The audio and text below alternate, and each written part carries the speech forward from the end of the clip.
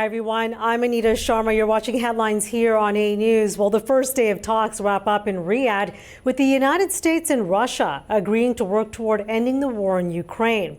The 4.5-hour meeting culminated in Russia demanding that Ukraine stay out of NATO. Meantime, the Ukrainian president, speaking from Turkey, said he postponed his trip to Saudi Arabia and that he, along with Turkish President Erdogan and the EU, must be involved in any talks that involve ending that war. Joining me now to discuss today's developments is Ambassador Andrei Baklanov, Deputy Chairman of the Association of Russian Diplomats, as well as Ambassador Gustavo de Aristegui, a former Spanish diplomat and politician. Ambassadors, good day to you both. Ambassador Baklanov, I'd like to start with you. Let's get right to it. What concessions do you believe Russia will get out of this? Well, actually, I'm not quite sure that American side will understand the source of the events in the Ukraine. It's rather difficult. Even in Moscow for many years, our own leadership did not understand the substance of the Ukrainian events and made a lot of mistakes. So this part of the negotiations is very difficult. I'm not quite sure that it will give positive results soon. But in general, what is happening or happened in Riyadh, it's very, very, very important and positive. Both sides seized the opportunity to start political dialogue, which we didn't have for quite a number of years. And now we understand that this is very useful, necessary, not only for us, but for the destiny of the world, because we are two major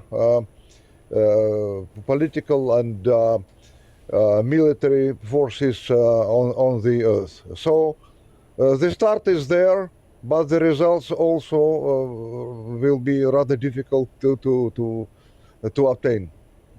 All right, Ambassador, thank you so much for that. Ambassador Aristegui, I'd like to get your thoughts on this. We'll call it a first day of meetings because from both sides, what we did hear is that they're optimistic that this could essentially lead ultimately to a meeting between President Putin and President Trump, although we know that no date has been set as yet. Your thoughts, sir?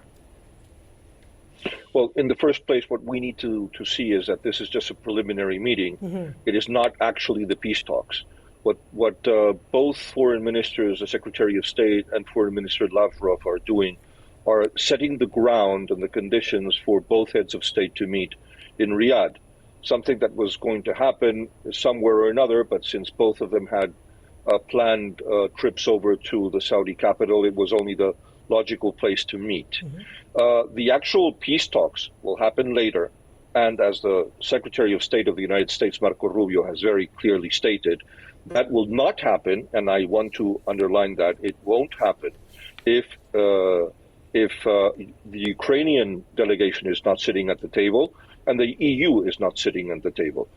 He said that if this were to happen, and if the European Union and, of course, Ukraine were not sitting at the table, these peace talks would have no credibility at all.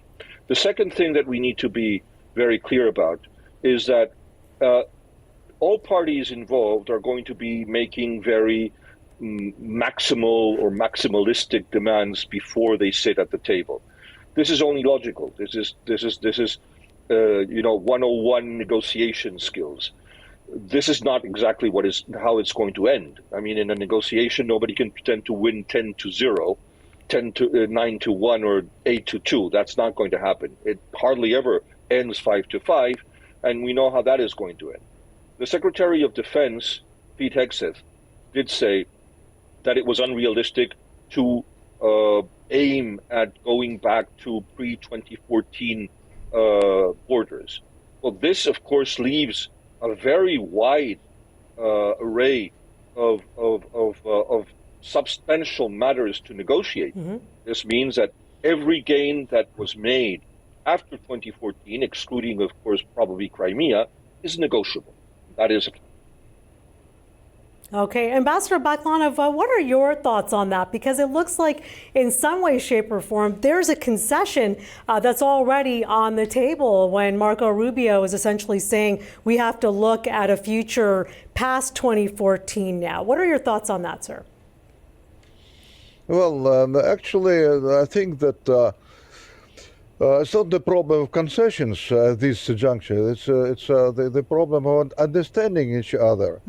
And I understand that our delegation was preparing exactly for giving some preliminary arguments to know what we have in mind, what was the start of the events, or what could be the development due to our estimations.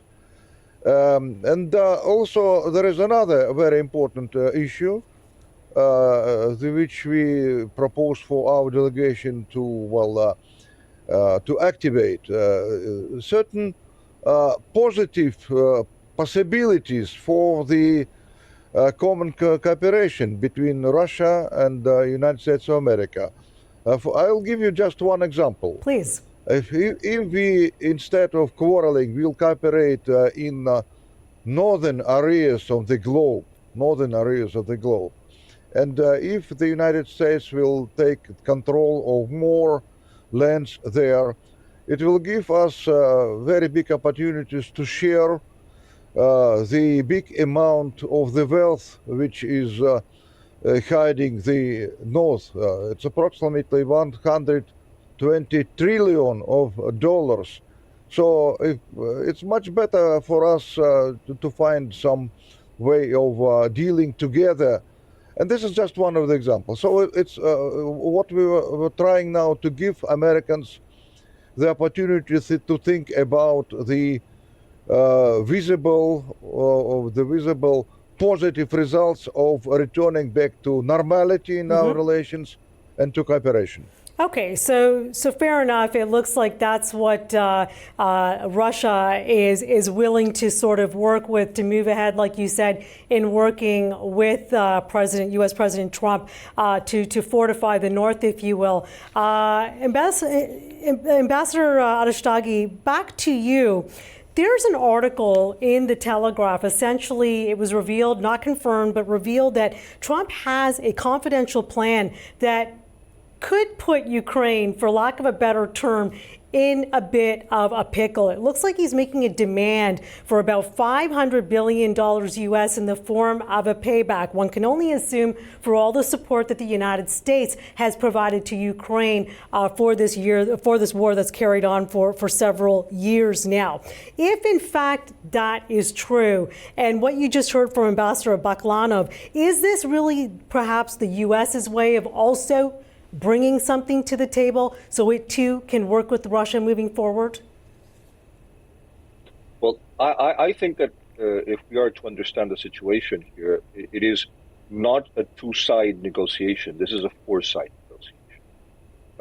The European Union and the European members of NATO that are not members of the European Union, for example, Norway, there are members of the European Union that are not members of NATO, for example, Cyprus, or Ireland or Austria, for example. We need to understand that we are the neighbors of Russia. Europe, the European Union, is a neighbor of Russia. We are the ones that have been dealing with Russia amicably for a good 40 years. We are the ones that Western Europe have developed the theories, even in the worst moments of the Cold War, that was called the Ostpolitik. That was something that was invented by Willy Brandt and then after by Helmut Schmidt and carried on with Helmut Kohl. We have always tried to get along with our neighbors from the East. We even tried to make Russia a partner in the aftermath of the implosion of the Soviet Union. But it is a fact that sometimes the Russian leadership feels more comfortable in the rivalry with the West than in the cooperation. And if we are seeing now, after 3 years of completely senseless war, after an aggression, it is an aggression. It has been declared so by many countries, and including in in the United Nations, even countries that were traditional friends of Russia, like India. I was the Spanish ambassador to India for almost 5 years.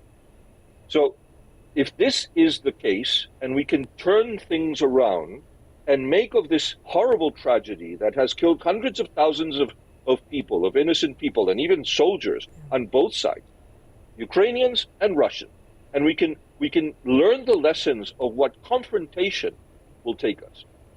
And as Ambassador Baklov has said, yes, let's learn to cooperate. There are many gains to be made, but it is not a good message to be sending to 560 million people of the wealthiest club of most advanced democracies on the face of the earth, which is the European Union, that we have nothing to do at that negotiating table. Because we were backing and defending Ukraine against the aggression of Russia. They started the war, and we helped the Ukrainians defend themselves against an aggression. We have given tens, if not hundreds of billions of euros in aid, both humanitarian and military, to the Ukrainians, and we are the neighbors of Russia. It is our interest to build stability and a balanced neighborhood in that part of the world. So it is absolutely of the essence that the European Union sits at the negotiating table. And second, I think that we are putting the oxen in front of the cart.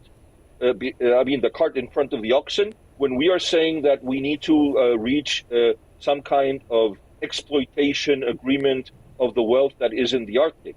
Let's sit at the table. Let's stop this war. Let's end this conflict in a balanced and fair way, so that there are no defeated parties, so that the Russian side feels that their interests have been preserved, and the Ukrainian side feels that their interests have been preserved, and that peace, stability, and the respect for the sovereignty and territorial integrity of all European nations. And that includes the Baltic states, that includes Moldova, that includes Georgia, that has been aggressed by Russia in 2008, and 2 of their regions were unjustly occupied and annexed. And this means also that 2 neutral countries felt the risk of being neighbors of Russia and changed a decades long of neutrality into being members of NATO. Okay. All right. A lot to unpack there, Ambassador Arishtaghi. Thank you so much for that. Ambassador Baklanov, how would you like to react to this? Where would you like to begin? Well, actually, that's exactly what we heard now. It's exactly what I was saying. That the majority of the people, unfortunately, they are gaining information from magazines, newspapers, etc. Yeah. I was living in Ukraine for 20 years. Not like our American and other counterparts. I'm gaining the information directly from Ukraine, from my schoolmates, from their families, from my friends, etc. We have in Russian Federation 11 million Ukrainian-related people, Wow. families, etc. Everybody, we have the same attitude. We think that what we are doing now, this is not quarrel with Ukraine. This is the liberation of Ukraine for the second time in less than 100 years. My father liberated Ukraine, and now, unfortunately, we didn't expect that we have to liberate once more. Those people that are gathering now temporarily in Kiev, it's not Ukraine. Me, it's Ukraine. It's Ukraine. My family, we are Ukraine, but not those people. Those people, they had coup d'etat, they seized power. They must be taken as the criminals. And that's why I'm very skeptical about the opportunity of some European countries or America to help in settlement of this dispute. This dispute began many years ago, in the days of the Second World War. Europe, our American counterpart says that it's necessary to take Europe more seriously. How come? They are now at the same position as it was during the Second World War, when the majority of the European countries turned to be cowards, and they served the interests of the military and fascists in Germany. So how can we respect Europe with their point of view? Me personally, I don't have any respect to such personality as Scholz. It's not Brandt, it's Scholz.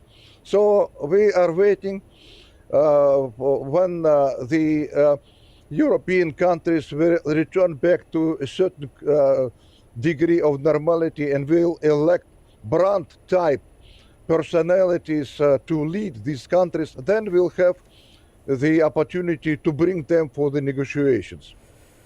Okay, very, very interesting. Ambassador Aristegui, what are your thoughts, given the fact that everybody, the whole world knows over and over that Europe was not allowed to be at this table? Ignorant, and what they're saying in the UN and elsewhere, it's just ridiculous. They're absolutely ignorant, and they're insisting in their not understanding the source of the events. I'm saying just as a personality that lives there, and that I knew the development of the affairs from the very start.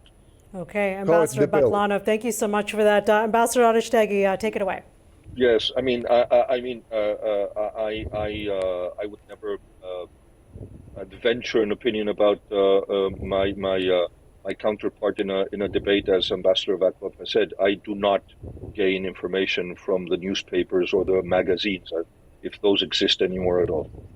I am a professional diplomat. I am a professor of international law.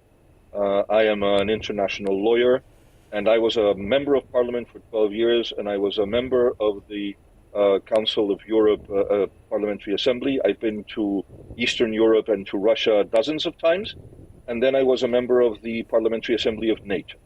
So no, we do not source our information from magazines and newspapers only. We know the situation from the ground. And I think that it is absolutely preposterous and ridiculous to brand the European Union as pro-fascist or pro-Nazi, that we are the same thing that the Europeans were in the Second World War. I mean, it is so preposterous that it answers itself.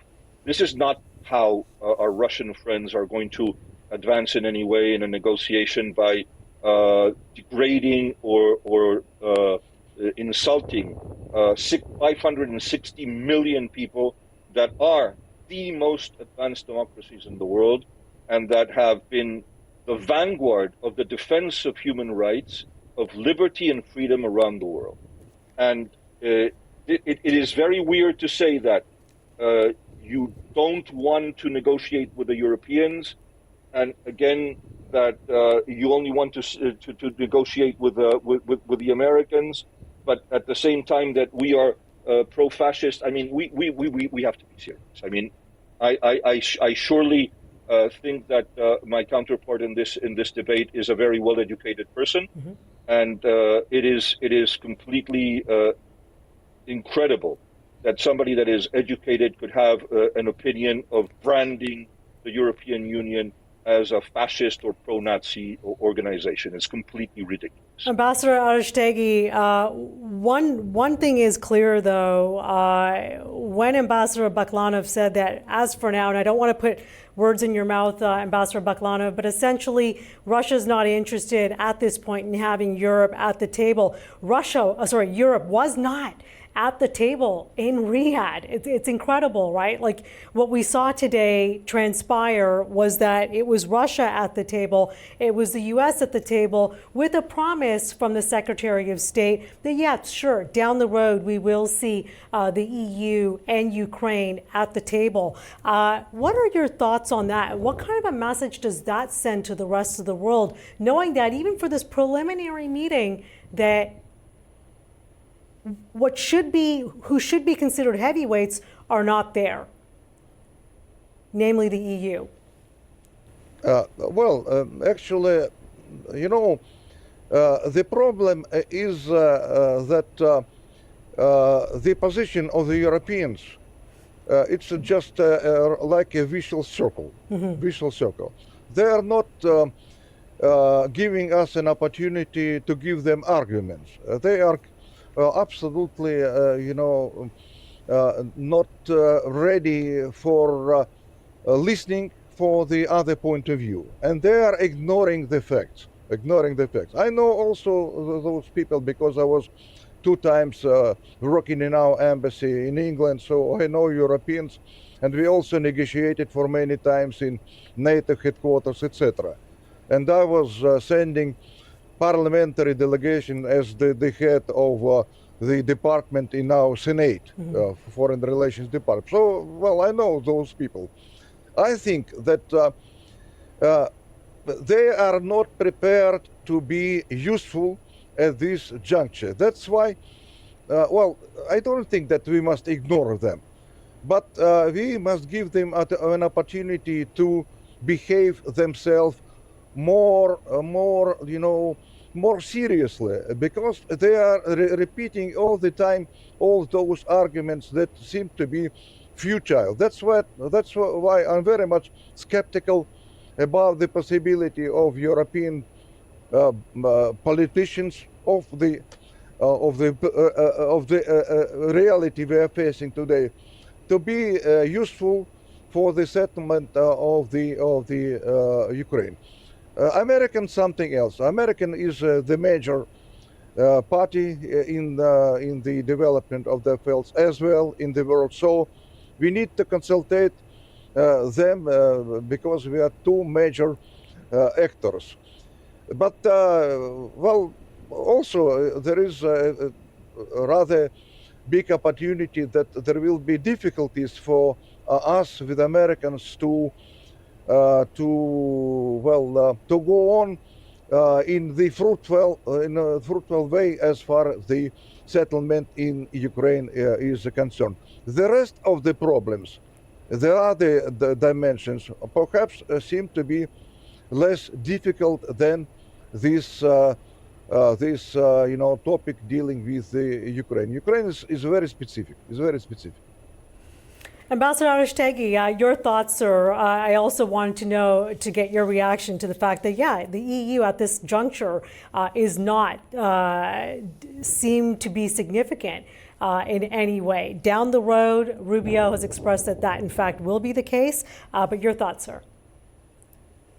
No, but this is exactly, I mean, you're right. You're pointing out what is exactly pertinent to this question. If we are to be serious analysts and commentators of the international situation, what we need to do is to take the word of the main actors by their word. So Secretary of State Rubio has very clearly said that both Ukraine and the European Union will sit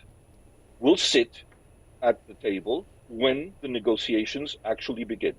What has happened in Riyadh are not the negotiations of peace. They're setting the ground and the conditions for the meeting between President Putin and President Trump.